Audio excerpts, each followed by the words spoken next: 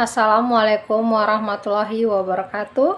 Perkenalkan, nama saya Regina Nene, mahasiswi Universitas Mega Rizky Makassar, NIM D1B1222051.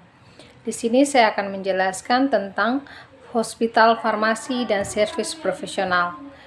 Bagian-bagian yang akan saya jelaskan di sini adalah pengertian, instalasi farmasi rumah sakit, standar pelayanan farmasi, formularium rumah sakit, distribusi sediaan farmasi rumah sakit, dan dagusibu. Untuk pengertian rumah sakit itu sendiri yaitu, rumah sakit adalah institusi pelayanan kesehatan yang menyelenggarakan pelayanan kesehatan perorangan secara paripurna yang menyediakan pelayanan rawat inap, rawat jalan, dan gawat darurat. Pelayanan kefarmasian adalah suatu pelayanan langsung dan bertanggung jawab kepada pasien yang berkaitan dengan sediaan farmasi dengan maksud mencapai hasil yang pasti untuk meningkatkan mutu kehidupan pasien.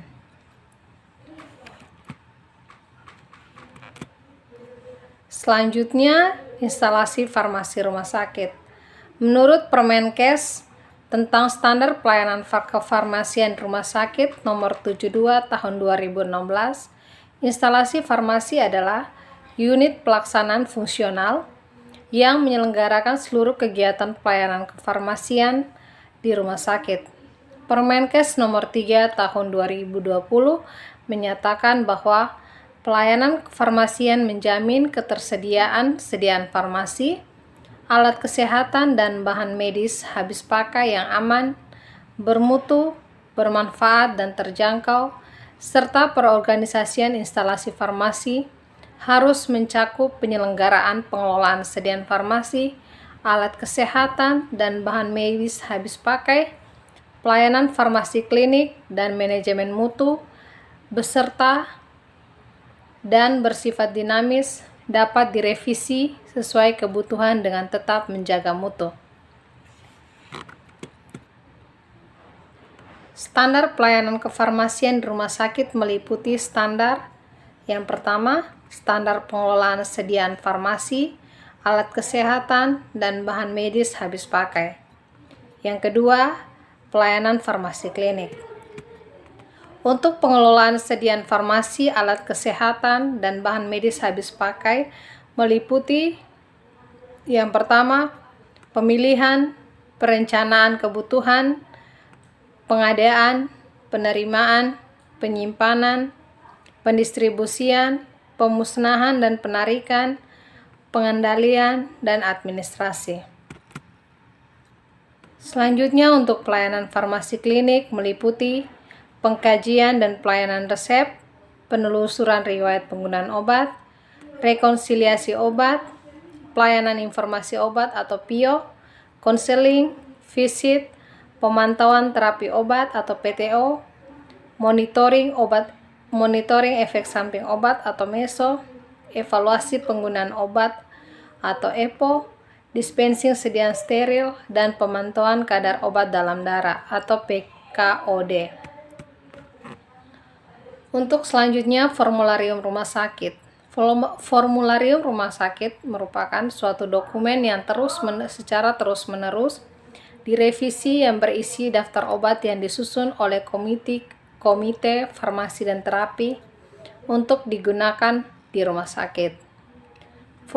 Formularium memuat ringkasan informasi sediaan obat dan informasi penting lainnya yang mudah dipahami oleh profesional kesehatan di rumah sakit untuk merefleksikan keputusan klinik muktakhir. Pada umumnya, informasi ini mencakup nama generik, indikasi penggunaan, kekuatan, bentuk sediaan, posologi, toksikologi, jadwal pemberian, kontraindikasi, efek samping, dosis regimen yang direkomendasikan di dispensing, dan informasi penting yang harus diberikan pada pasien. Untuk distribusi sediaan farmasi rumah sakit harus menerapkan sistem distribusi obat yang benar untuk perawatan sehingga pelayanan obat di suatu rumah sakit terkoordinasi, dan terkendali oleh instalasi farmasi rumah sakit atau IFRS.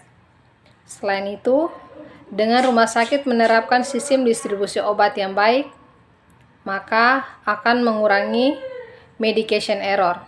Oleh karena itu, sangat penting untuk mengetahui dan memahami sistem distribusi farmasi di rumah sakit, sebab pemilihan sistem distribusi perlu mempertimbangkan aspek kemudahan untuk dijangkau oleh pasien, tingkat efisiensi dan efektivitas sumber daya yang ada agar tujuan distribusi yaitu tepat waktu, tepat jenis, dan jumlah dapat tercapai.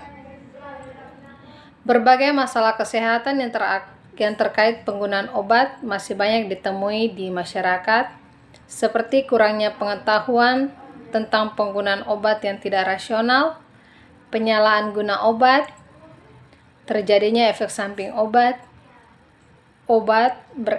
beredarnya obat palsu, narkoba dan bahan berbahaya lainnya, pengelolaan obat, penyimpanan obat, serta permasalahan kesehatan terkait dan obat lainnya. Penyebab permasalahan tersebut adalah kurangnya kesadaran masyarakat akan pentingnya penggunaan dan pengelolaan obat yang baik. Hal ini pada akhirnya juga menyebabkan kerugian bagi manusia sendiri. Minimnya pengetahuan masyarakat dalam cara penggunaan dan pengelolaan obat yang baik dan benar, maka penggunaan obat yang rasional serta pengelolaan obat di rumah pun masih rendah.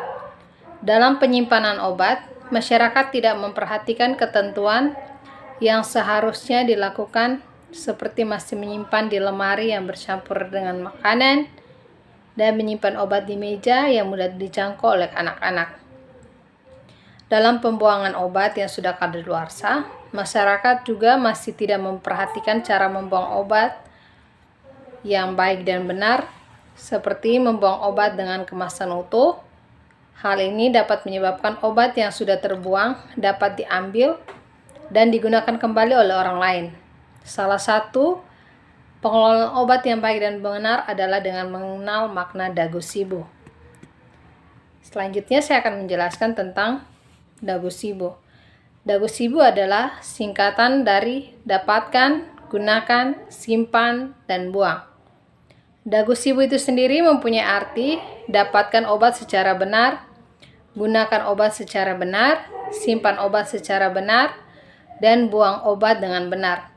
Seperti yang tertuang dalam Undang-Undang Nomor 36 Tahun 2009 menyatakan bahwa kesehatan adalah keadaan sehat baik secara fisik, mental, spiritual maupun sosial yang memungkinkan setiap orang untuk hidup produktif secara sosial dan ekonomis.